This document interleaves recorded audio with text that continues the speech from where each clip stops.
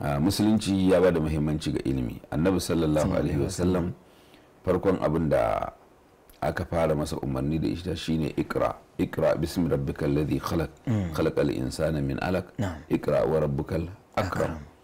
To wannan umarni da Allah ya bashi ya fara maganan yayi ilimi kafin ya fara aiki.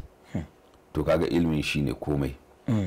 Kuma idan muka duba yadda ma'aiki sallallahu alaihi wasallam ya fara sai ya fara koyar da sahabbansa, kuma yara ma bai bar su a baya ba.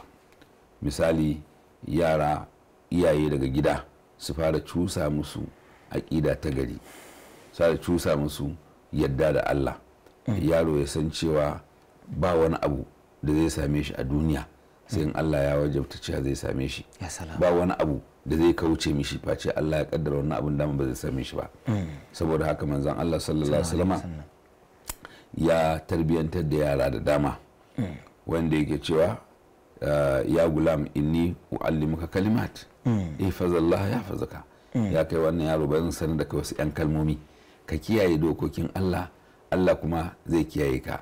A ƙarshe har yake ce mishi ka sani law ijtama'atil umma ala an yanfa'uka bi shay'in lan yanfa'uka illa bi shay'in qad katabahu Allahu laka. Dukkan al'umma in za su taru don su amfanar da kai da wani abu ba za su iya ba, sai dai abin da Allah ya rubuta cewa za ka amfana da shi. Wal aksu bil aks.